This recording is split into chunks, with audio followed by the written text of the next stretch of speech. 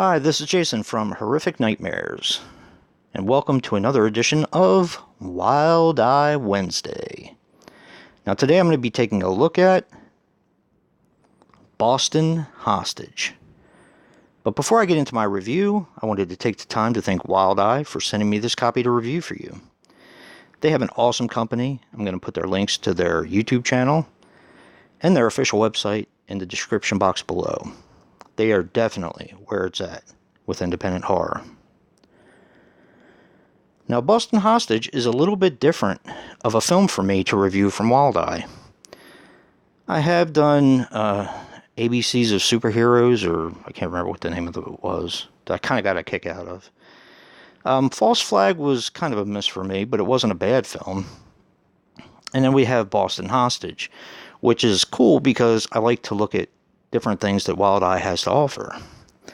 Boston Hostage is a 2014 film, which runs approximately 80 minutes, and is also titled Tensions. Now, this was directed by, and I hope I don't mess up any names here, Vincent LaCroix. Now, he did a bunch of shorts. Now, this stars Louis Mandylor as Jake Lamar. He was in Rambo: Last Blood, The Intruders, and House of the Damned. It also stars David Kirschman as Kyle. He was in I Put a Hit on You and Working for Summer. And Richard Ray Sutton as Daniel. And he was in the movie Crook and Trust No One. Now, this movie was made for $500,000. So it's not one of the typical $15,000, $20,000 movies that I've seen from Wild Eye, which I absolutely love. This had a bigger budget, and you can definitely tell they didn't do much with the locations, but the acting in this was dead on. A couple interesting things about the film. The actor participated in all of his own stunts. He also choreographed them. And that would be Louis Mandylor.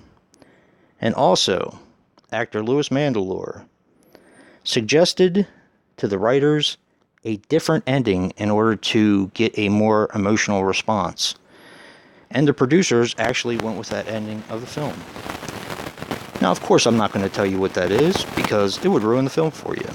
But here is a bit of a synopsis for this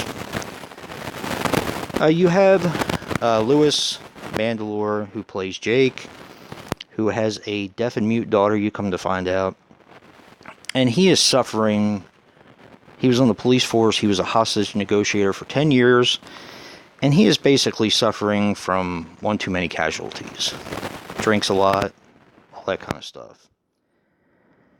He gets taken hostage in his house by two gunmen and is basically ordered to participate in a police conspiracy with politics involved. That's kind of all I can tell you without ruining the rest of the film. The effects in this movie were kind of CGI, and I didn't really care for them that much. But the fight sequences were really, really good. There's a lot of martial arts in it. Gunshots and all that were very realistic. The dialogue was written extremely well.